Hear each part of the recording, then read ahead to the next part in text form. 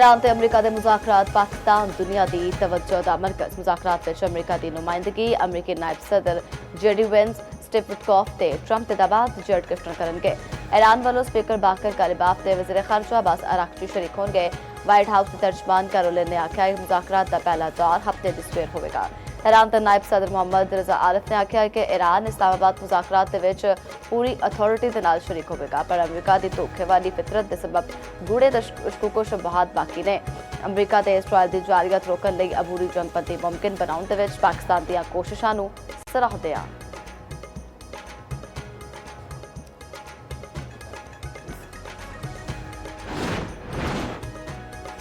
Iran नाल मुआहदे पुर उम्मीद आ ईरानी रहनुमा काफ़ी हद तक माकूल ने जे उन्होंने मुआहदा ना किया तो बड़ी तकलीफ वाली गल होगी।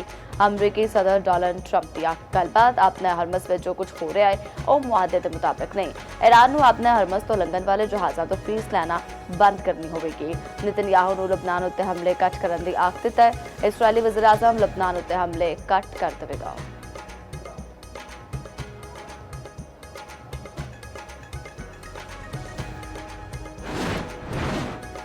ईरानी स्पीकर बाकर कालिबाफ ने खबरदार किया कि लबनान समेत सारे महाल जंगबंदी का लाजिम हिस्सा ने उन्होंने किसी भी सूरत नज़रअंदाज नहीं किया जा सकता। यह मौकफ ईरान वालों दित्तियां गई 10 नुकाती तजावीज़ का सब तो पहले अहम नुकता। वज़ीर आज़म शहबाज शरीफ लबनान के मामले उत्ते वाज़े मौकफ दे चुके इस मसले तो पिछे हटना या इनकारी की कोई गुंजाइश नहीं। बाकर कालिबाफ ने आख्या बेड़ा तेजी के नाल लंघदा पिया है तो खत्ते में कशीदगी होर बढ़ सकती है। नायब ईरानी वज़ीर ख़ारजा खतीब ज़दा का आखना है कि रात गए ईरान जंगबंदी की खिलाफ वर्जी का जवाब देने लगा सी। पाकिस्तान ने मुदाखलत करके सानू एक कदम चुकन तो रोक लेता। आने वाले घंटे बहुत संजीदा ने।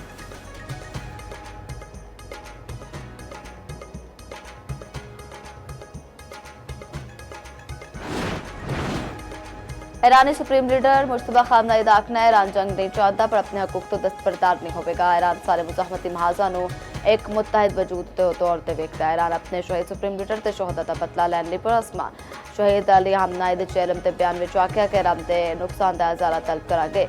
आपने हरमस बारे नवा तरीकाकार अपनाया जाए। ईरानी सुप्रीम लीडर का अपने जनूब हमसाया लिए भी पैगाम आख्या असी हुण अपने जनूबी हमसायां तो मुनासिब रद्द-अमल का इंतजार करने पिया ताकि तुहानू अपना भाईचारा विखा सकीए।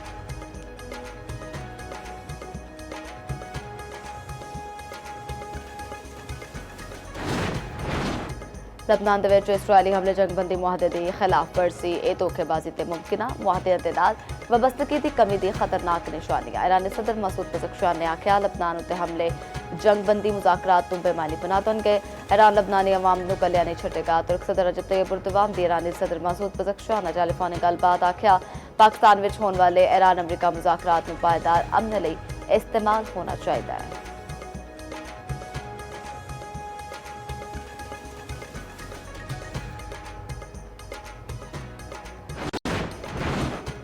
नायब वज़ीर आज़म इसहाक डार ते मुज़ाकरात ते शिरकत खैर मकदम पाकिस्तान आने वाले अफराद लिए वीज़ा ऑन अराइवल की सहूलत देने का फैसला। इसहाक डार सारे वफूक सहाबियों को ऑन अराइवल वीज़ा जारी करने की हिदायत आख्या एयरलाइंस मुज़ाकरात के शुरा बगैर वीज़े बोर्डिंग की इजाजत देन। पाकिस्तान इमीग्रेशन हुकाम एयरपोर्ट उत्ते वीज़ा फ्राहम करेंगे। गैरबी वफूद की सिक्योरिटी लिए वजारत दाखिला विच कंट्रोल रूम कायम कर दिता गया है। इंतजाम बारे वज़ीर दाखिला मोहसिन नकवी की सदारत विच इजलास रेड जोन मुकम्मल तौर पर सील करने का फैसला।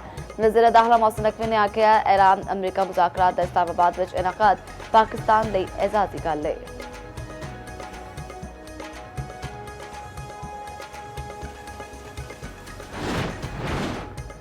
वज़ीर आज़म शहबाज शरीफ ने फील्ड मार्शल सईद आसिम मुनीर की मुलाकात खत्ते विच पायदार अमन लई पाकिस्तान की सालसी कोशिशों के पेशरफ का जायजा।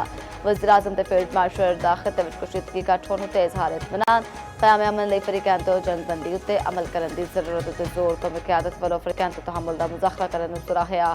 दूजे पासे बिलावल भुट्टो जरदारी का वज़ीर आज़म शहबाज शरीफ ने टेलीफोनिक राबता।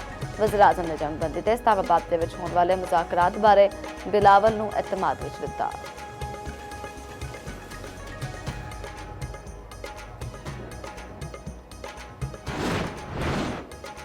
दुनिया पाकिस्तान की सफारती कोशिशों की मौतरे फाहमतरी नालमी रहनुमावां दे वज़ीर आज़म शहबाज शरीफ नाल राबते अमेरिका तरशा बहरीन लबनानी वज़ीर आज़म ऑस्ट्रिया के चांसलर जर्मन चांसलर ते इटली दी वज़ीर आज़म शहबाज शरीफ नाल राबते।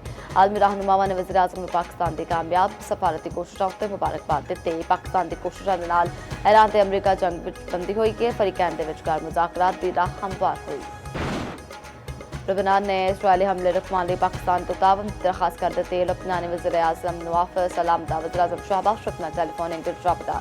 वज़ीर आज़म हाउस वालों जारी ऐलानिए के मुताबिक वज़ीर आज़म ने लबनान दे विच इसराइली जारयत की सख्त मजम्मत की।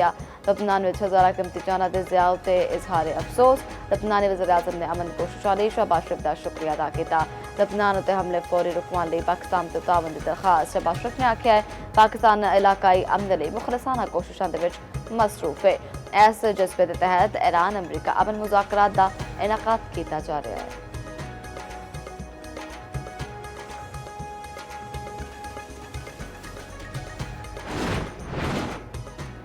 आलमी दबाव से ट्रंप का फोन कम कर गया। इसराइल ते लबनान नाल बराह रास्त मुज़ाकरात शुरू।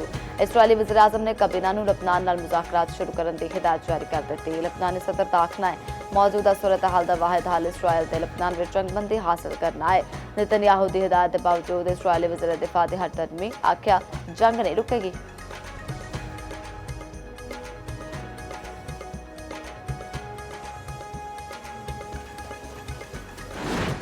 बंदी के बावजूद इसराइली फौज से लबनान के उत्ते ताज़ा हमलियां दे विच शहीदां की तादाद 303 तक अपड़ गई। हिज़बुल्लाह ने जवाबी कार्रवाई की ते इसराइल अफवाज ते टैंकां नूं निशाना बनाया। इसराइली फौज वालों लबनान विच अलजुना इलाके के इनखला के हुक्म ते आलमी इदारे सेहत का तशवीश का इजहार आख्या। 2 बड़े अस्पतालों तो 450 मरीजों का मुंतकिल करना नामुमकिन है। 5000 तो वध लोग हुण भी पनाहगाहों विच मौजूद ने। लबनान विच अक़वाम मुत्तहिदा दी अमन फोर्स उत्ते हमलियां उत्ते 3 इंडोनेशियन फौजियां की शहादत है। 65 मुल्कां दी मुश्तरका तौर पर मुजम्मत सिविलियन इंफ्रास्ट्रक्चर की तबाही ते जानी नुकसान उत्ते तशवीश का इजहार। ह्यूमन राइट्स विच आख्या गया कि इसराइल ने मुनज़्ज़म अंदाज में जनूबी ते शुमाली लबनान नूं जोड़न वाला दरियाए लतानी दा पुल तबाह कर दिता।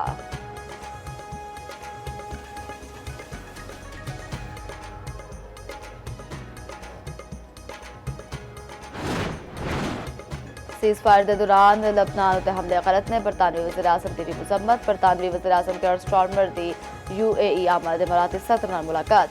ईरान जंग समुद्री रस्तियां की बहाली आलमी मुआशरत उत्ते गलबात। बरतानवी वज़ीर आज़म का मुत्तहिदा अरब इमारात नाल मुकम्मल इजहार यकजहती दिफाई इक़दामात ते सलामती के हक की हिमायत का अयादा। दूजे पासे इमाराती वज़ारत दिफा ने तस्दीक की कि जंगबंदी के बाद ईरान वालों खलीजी मुल्कां उत्ते कोई हमला नहीं किया गया। स्टॉक मार्केटां दे विच मस्बत रुझान। पाकिस्तान स्टॉक मार्केट विच 2400 तो वध पॉइंट्स की तेजी। 100 इंडेक्स विच 1.5% तो वध इजाफा। जापान, कोरिया ते इंडोनेशिया के स्टॉक इंडेक्स विच 2% इजाफा वेखण नूं मिलिया। भारत ते वियतनाम के स्टॉक इंडेक्स 1% मस्बत। शंघाई ते हांगकांग विच मनफी रुझान। आलमी मार्केट विच तेल दी कीमतां विच इजाफा।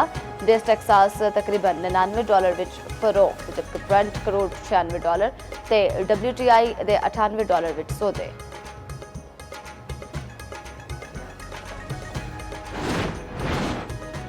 पाकिस्तान समेत दुनिया भर दे विच अज योमे दस्तूर मनाया जा रहा है। सदर आसिफ अली जरदारी ने अपने पैगाम दे विच आख्या आइन इदारियां दी बहाली ते इस्तेहकाम दी बुनियाद फराहम करता है। मजबूत जमहूरियत लई आइन ते अमल दरामद जरूरी है। वज़ीर आज़म शहबाज शरीफ ने आख्या कि 73 दा आइन वफाक पाकिस्तान ते कौमी इत्तेहाद दे दरखशन दा इलामत है। सारियां रियासतां इकाई ते कौमी यगानगत ते तबिंदा मुस्तकिल लई कम करन लई पुरअज़म ने।